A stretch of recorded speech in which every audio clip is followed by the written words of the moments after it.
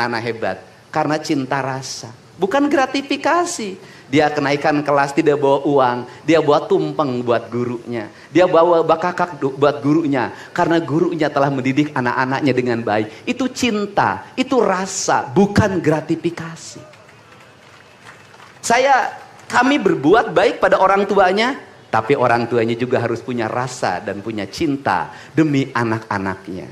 Saya pengalaman ibu saya dulu selalu berpuasa ketika saya punya hajat, punya lagi ujian, lagi kenaikan kelas, menghadapi kesulitan, ibu saya dan bapak saya pasti berpuasa buat saya.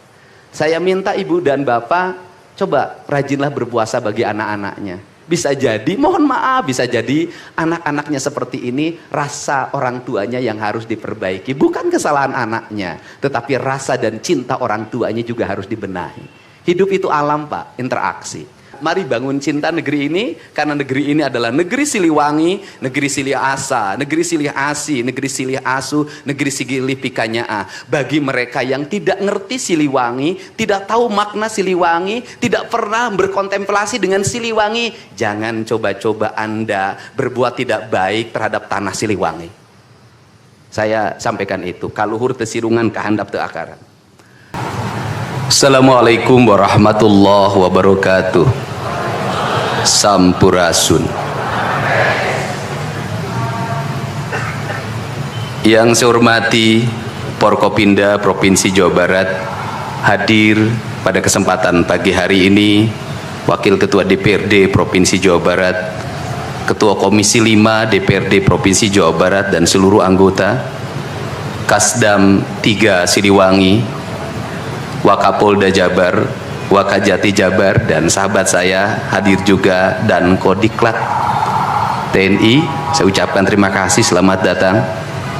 Sekretaris Daerah Provinsi Jawa Barat, para kepala perangkat organisasi perangkat daerah di lingkungan Pemda Provinsi Jawa Barat, pimpinan instansi vertikal yang saya hormati, yang memberikan supporting pada saya, Kaseto, pemerhati dan pelaku pendidikan anak-anak, dan yang paling berbahagia hari ini adalah orang tua.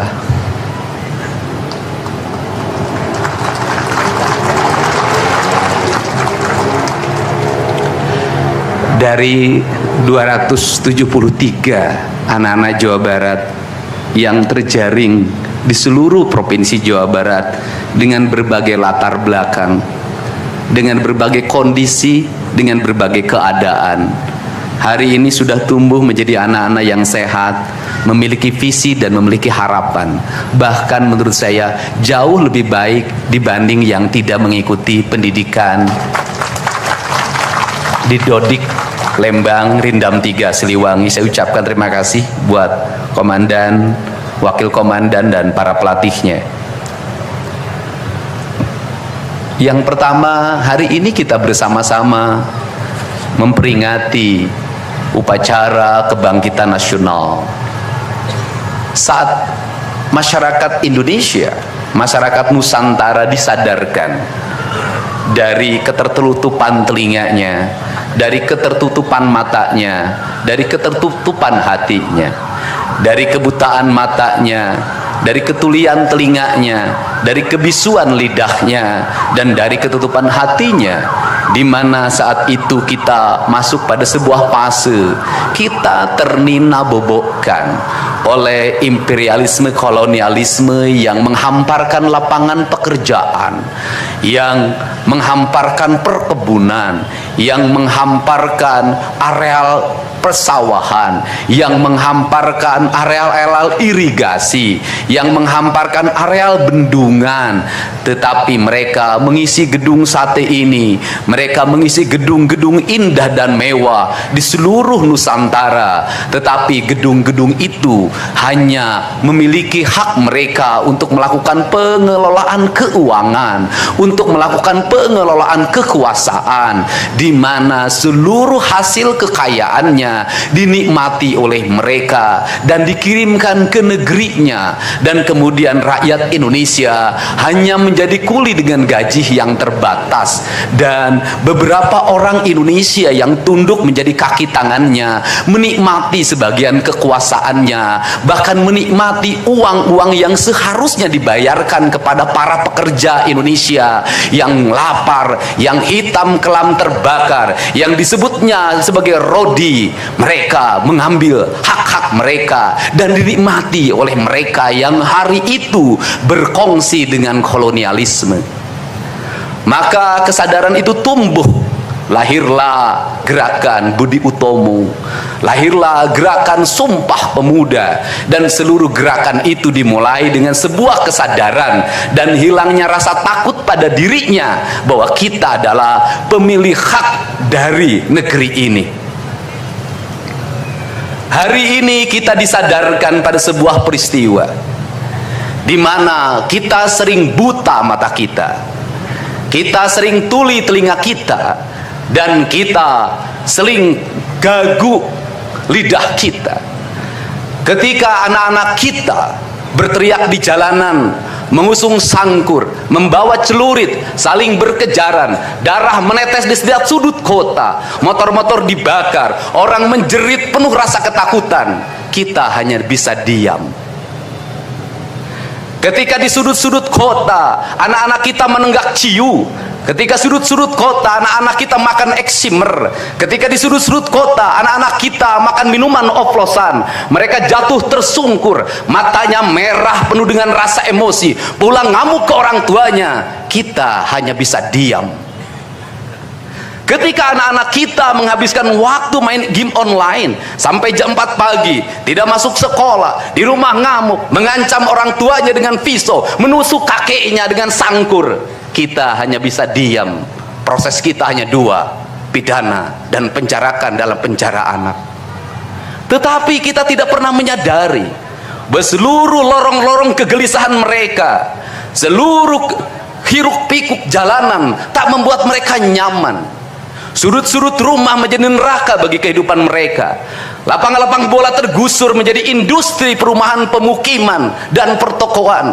Mereka kehilangan tempat bermain. Mereka kehilangan air yang jernih di sungai sehingga bisa mereka berenang. Mereka kehilangan gunung-gunung yang indah tempat mereka bercengkrama dengan alam. Mereka kehilangan sawah yang terhampar. Yang mereka lihat adalah kebisingan dan kebisingan. Bising di jalanan karena knalpotnya brong. Bising di rumah karena orang tuanya bertengkar. Maka mereka lari dalam rorong-gerong gelap. Digenggamnya handphone, diambilnya obat-obat terlarang, ditenggaknya minuman dalam sebuah kelompok yang sama. Kita orang-orang yang terpinggirkan di rumah, kita orang-orang yang terpinggirkan di sekolah, guru-guru telunjuknya menunjuk pada wajahnya, tapi tak bisa memberikan solusi kegelisahan jiwanya. Semua orang hanya memberikan pengamatan, analisis, kajian. Itulah metodologi yang dikembangkan bangsa ini. Tetapi tidak ada yang berani mengambil solusi, mengangkat mereka di sudut jalanan, dimasukkan ke barak, dididik secara militer, diarahkan menjadi anak-anak yang berguna. Kedisiplinan militer adalah harga mati bagi kemajuan bangsa, bukan musuh. Pandangan-pandangan buruk terhadap militer adalah pandangan-pandangan orang yang takut anak-anak Indonesia bangkit, yang takut anak-anak Indonesia mencapai kemajuan. Mereka takut bangsa ini menjadi bangsa kokoh dan tegap. Mereka ingin bangsa Indonesia menjadi bangsa pemabuk yang setiap hari mabuk akan ilmu pengetahuan, yang setiap hari bertengkar di TV, yang setiap hari bertengkar di medsos, sementara hamparan kekayaan alam diambil sama mereka. Janganlah kita menjadi antek dari bangsa lain, memporak-porandakan diri sendiri dan bangsanya dengan alasan pengetahuan, dengan alasan hak asasi manusia. Anak membawa motor di bawah umur adalah pelanggaran hak anak. Kapan kita bertindak? Dan selama ini kita membiarkan anak-anak nonton film tanpa didampingi oleh orang tua. Itu adalah pelanggaran anak, dan kita tidak pernah bertindak. Anak-anak di bawah umur merokok, minum minuman keras, itu adalah pelanggaran hak anak. Semuanya kita berdiam. Anak-anak main game online, nonton tayangan-tayangan dewasa lewat media sosial, kita berdiam. Negeri ini akan hancur manakala semua orang berdiam. Maka orang yang memegang kekuasaan harus menggunakan tangannya untuk merubah seluruh kemunkaran ini menjadi sebuah kebajikan. Kalau kita berkomitmen pada bangsa ini, problem anak-anak kita adalah mengkonsumsi tayangan yang bukan haknya di media sosial. Maka saya meminta peraturan pemerintah yang mengatur tentang itu segera dilaksanakan. Anak-anak di bawah umur tidak boleh mengakses media sosial yang bukan haknya. Seberapa besar pun gagasan yang saya gagas, seberapa kuat pun kekuatan yang saya bangun, saya tidak akan bisa melawan jutaan akun yang merasuki otak kiri dan otak kanan anak-anak kita. Untuk itu, pada saat ini sudah saatnya kita tidak saling menyalahkan. Untuk itu saat ini tidak ada salahnya kita mengambil tindakan berdasarkan perilaku kita masing-masing. Perilaku ekonomi menyebabkan anak-anak kita kehilangan ibunya karena pergi ke luar negeri. Perilaku ekonomi mengakibatkan anak-anak kita tidak pernah bertemu dengan ibu dan bapaknya karena mereka mencari rezeki. Mereka ada di pojok-pojok rumah bersama kakeknya. Kakeknya melarangnya dia main game online, melarangnya pakai motor jam 11 siang. Maka pisau dapur terhunus dan ditusuk seseorang kakek oleh cucu yang disayanginya. Kerangka pijak seperti ini harus dibangkitkan oleh kita. Semangat militer, bukan militerisasi. Kalau anak-anak dibangunkan jam 4 subuh, di mana letak salahnya dan di mana letak pelanggarannya? Kalau anak-anak dibangunkan kemudian disuruh membereskan tempat tidur, apa salahnya dan apa pelanggaran hak anaknya? Kalau anak-anak disuruh sholat subuh, apa pelanggaran haknya? Kalau anak-anak mengikuti kuliah subuh, apa pelanggaran anaknya? Kalau anak-anak disuruh ngantri kemudian makan pagi, sarapan pagi dengan telur, dengan nasi, dengan pisang dan minum susu, di mana letak salahnya? Kalau anak-anak kemudian disuruh belajar dan saat belajar duduknya bersikap memandang ke arah gurunya, memandang mata gurunya agar terjadi transformasi energi antara guru dengan muridnya yang hari ini dihilangkan dengan digitalisasi, menghilangkan ruh spiritual konsepsi pendidikan kita, diganti dengan konsep pendidikan digital yang tidak lagi melahirkan hubungan emosional guru dan murid. Akhirnya murid-murid tidak menghormati guru-gurunya karena guru lupa mengekspresikan nilai-nilai spiritual dalam dirinya pada murid dalam ruangan yang hening, diganti dengan papan belajar digital. Di mana letak salahnya? Kalau anak-anak itu diajarkan makan siangnya tertib, berantri, berdoa sebelum makan, di mana letak salahnya? Kalau anak-anaknya sore hari diajarkan bola voli, sepak bola, latihan baris berbaris, di mana letak salahnya? Kalau sore hari anak-anak disuruh masuk ke masjid, mengikuti pengajian, di mana letak salahnya? Kalau setelah itu mereka makan malam dan makan malam ditandai dengan berdoa, di mana letak salahnya? Kalau mereka jam 9 disuruh masuk bara, disuruh masuk ruang tidur dan disuruh tidur, di mana letak salahnya? Justru hak-hak anak terdapat di barak pendidikan TNI dan hak itu tidak mereka dapatkan di rumah-rumah.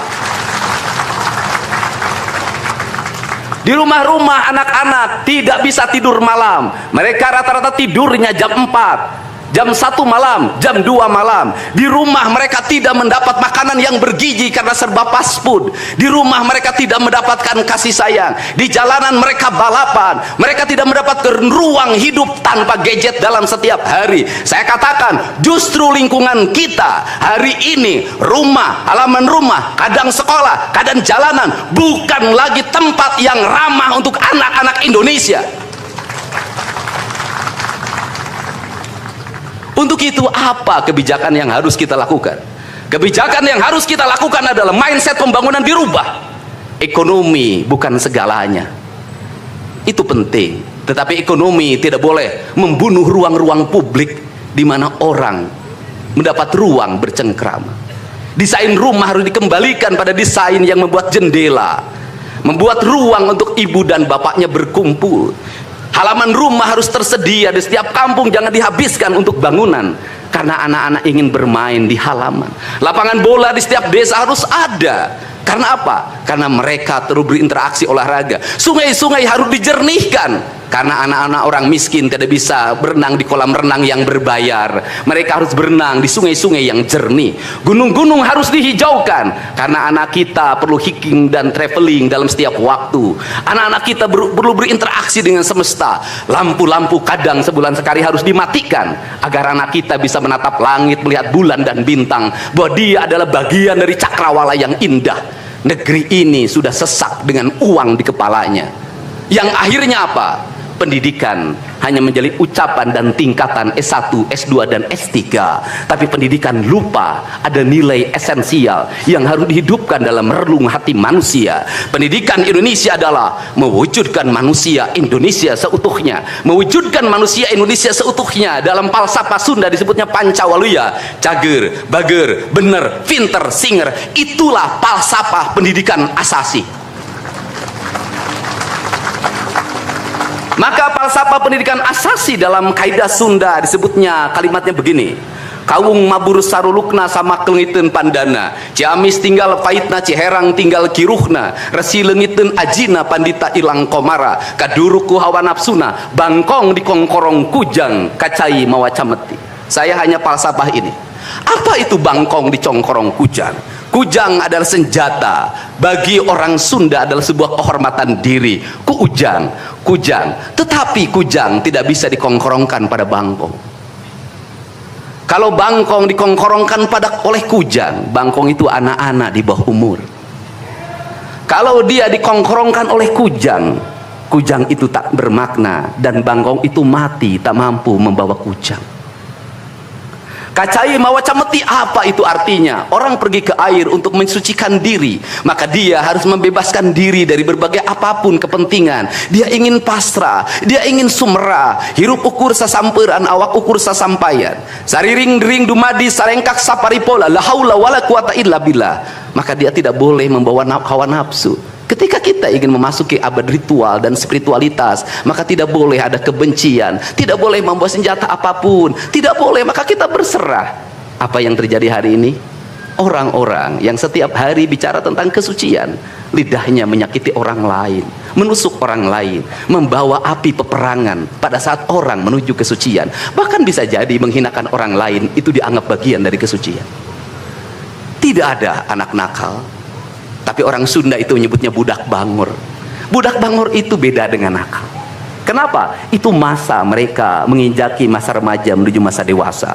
Maka di hari kebangkitan nasional ini, pemerintah Provinsi Jawa Barat, sekolah yang hari ini berjalan, ada pendidikan karakter, ada bela negara, saya akan meresmikan menjadi Sekolah Kebangsaan Jawa Barat Istimewa. Sekolah Kebangsaan Jawa Barat Istimewa nanti akan dipusatkan di Dodik, Lembang, dan kalau ada lembaga pendidikan lainnya, kami juga akan menjadi kerjasama. Mereka yang bersekolah di situ bukan anak-anak yang tawuran, bukan anak-anak yang minum, bukan anak-anak korban dari ML, tetapi juga nanti anak-anak yang memiliki kemampuan akademik yang tinggi, anak-anak yang memiliki kemampuan pikiran yang tinggi. Dan seizin pimpinan DPRD Provinsi Jawa Barat, tahun ini kami akan memberikan beasiswa pada mahasiswa-mahasiswa yang kuliah di jurusan engineering, tetapi mereka harus mengikuti sekolah kebangsaan selama 1 bulan, agar uang yang diberikan oleh Provinsi Jawa Barat melahirkan nasionalisme-nasionalisme baru yang bisa membawa bangsa ini ke arah kemajuan. Dan saya mengucapkan terima kasih pada kalian semua yang membuat diri saya hari ini setiap hari berpikir. Ingat, doa yang terpancar ada 2. Saya tidak menyebut doa, rintihan hati, bisikan hati ada 2. Ada yang berharap ini berhasil, dan ada yang berharap ini gagal.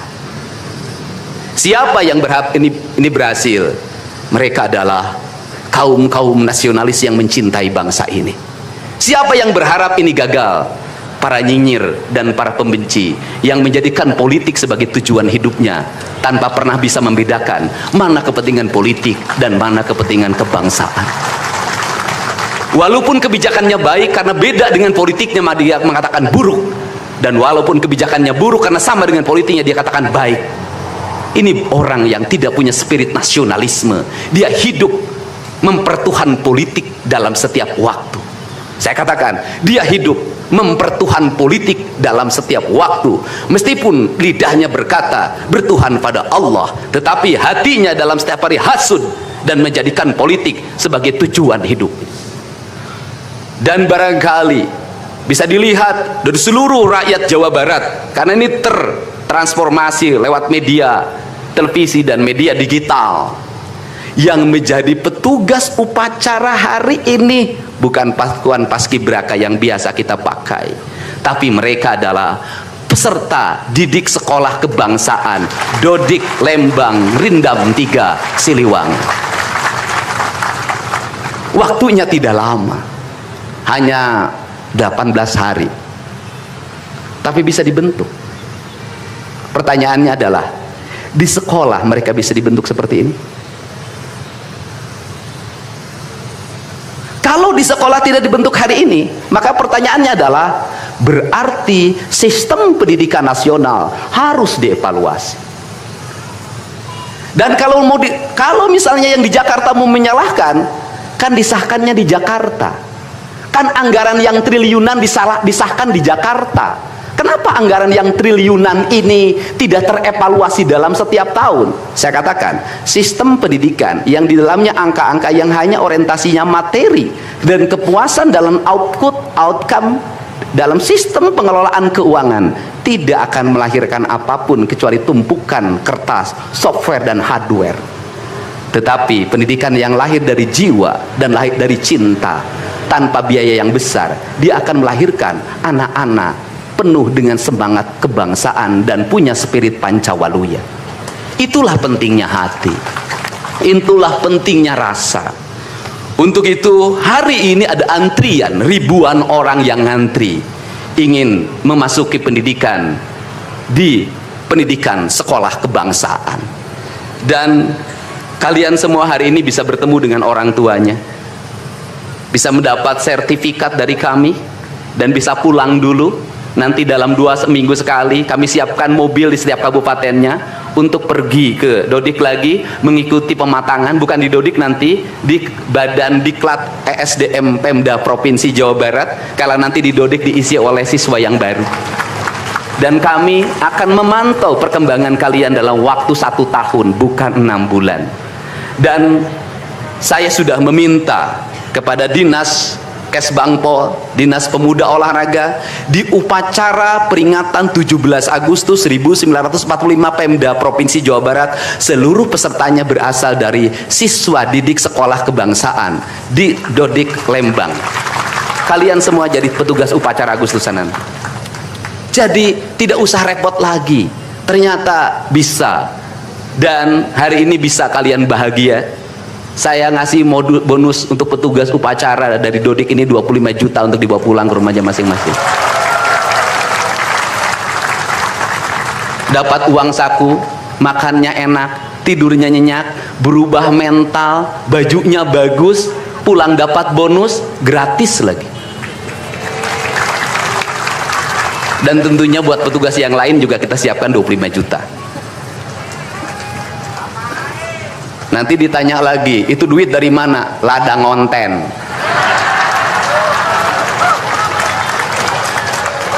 Saya selalu ditanya, Pak Didi duitnya dari mana ngonten? Habis itu dimasalahin lagi, gubernur konten. Lebih baik dari jadi gubernur konten, punya duit diberikan pada rakyat daripada gubernur molor.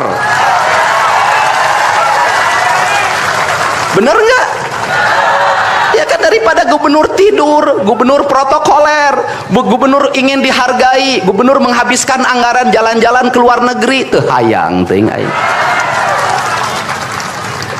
Kang Dedi masuk gorong-gorong, ya sebentar lagi akan saya naik ke pesawat.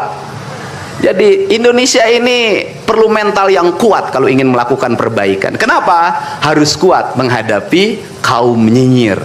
Dan biarkan yang nyinyir selalu sakit hati selamanya, karena Jawa Barat akan terus mengalami peningkatan pembangunannya.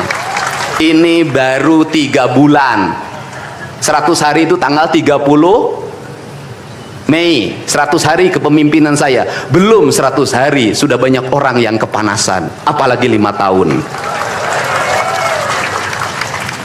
Dan saya ucapkan terima kasih, ini upacara yang spesial, kita dihadiri oleh Korps Pasukan Khusus. Tepuk tangan semuanya. Ada Kopassus, ada Kostrad, ada Marinir, ada istilahnya apa sekarang, Kopasgat, kemudian ada infanteri, ada cavalry, kemudian ada pasukan angkatan laut, kemudian juga ada Brimob. Tepuk tangan semuanya, keren. Dan kalian semua para peserta, ini yang keren-keren ini anak-anak kita ini. Anak-anak kita yang keren-keren ini, kamu tengok ke kanan, tengok kiri sambil minta sama Allah, besok kamu yang berseragam seperti mereka. Tepuk tangan kalian semuanya, semangat. Semangat. Semangat. Oke. Yang terakhir, ini buat biro umum. Ini harus dirubah, Pak. Pertama, ini tiang bendera menghalangi gedung sate. Benderanya nanti harus digeser ke sebelah sana. Dan nanti kalau upacara tidak menghadap ke sana, tapi dari sini menghadap ke sana, agar panorama itunya tetap terlihat. Dan kalau di sana maka kebisingan kendaraan tidak akan terlalu mendominasi. Ini Feng Shui cara menata bangunan. Jadi saya dari tadi mandang gedung sate nggak bisa karena terpotong oleh tiang bendera. Dan nanti bagian protokoler itu masang podium nggak lurus ke tiangnya, agak mencong-mencong dikit. Maklum Pemda masih belum pakai rasa, masih pakai DPA. Yang penting di DPA-nya juga tidak melanggar. Nah, ini saya ini orang estetik, dan di Pemda ini tidak pernah ada rapat untuk merumuskan ini. Cukup WA, Pak Sekda, Kesbangpol, Dinas Pendidikan, besok kita lakukan ini, anak-anak bajunya ini. Dan saya terima kasih buat PLT Dinas Pendidikan yang stresnya banyak, suaranya sampai hilang, saking takut. Luar biasa. Berdiri dong Kepala Dinas Pendidikan PLT. Di depan kamu pindah. Suaranya hilang. Pernah saya marahin malam-malam, kamu belum tahu cara kerja saya.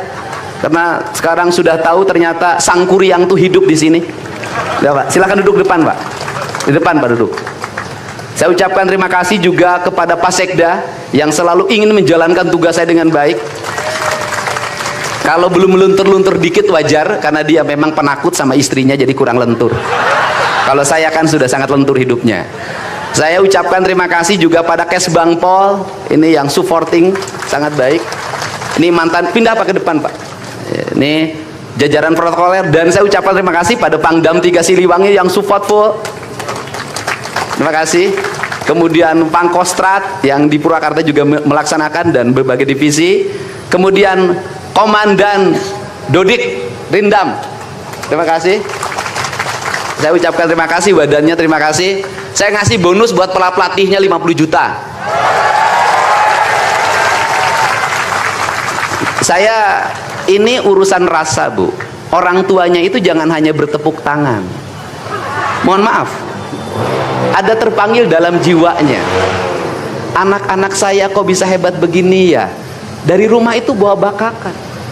Mohon maaf, ini cermin manusia-manusia Sunda yang punya welas asih, yang punya timbal balik. Anak saya dididik, bukan saya minta bakakak, bukan saya minta opak tumpeng, bukan. Penuh dengan welas asih, dengan cinta. Mudah-mudahan bakakak yang dibuat menjadi jalan bagi si Ujang menjadi orang hebat. Kenapa orang tua dulu melahirkan anak-anak hebat? Karena cinta rasa, bukan gratifikasi.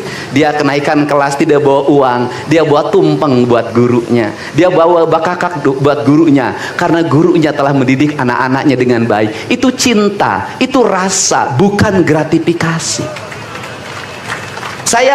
Kami berbuat baik pada orang tuanya, tapi orang tuanya juga harus punya rasa dan punya cinta demi anak-anaknya. Saya pengalaman ibu saya dulu selalu berpuasa ketika saya punya hajat, punya lagi ujian, lagi kenaikan kelas, menghadapi kesulitan. Ibu saya dan bapak saya pasti berpuasa buat saya. Saya minta ibu dan bapak, coba rajinlah berpuasa bagi anak-anaknya. Bisa jadi, mohon maaf, bisa jadi anak-anaknya seperti ini, rasa orang tuanya yang harus diperbaiki. Bukan kesalahan anaknya, tetapi rasa dan cinta orang tuanya juga harus dibenahi. Hidup itu alam Pak, interaksi.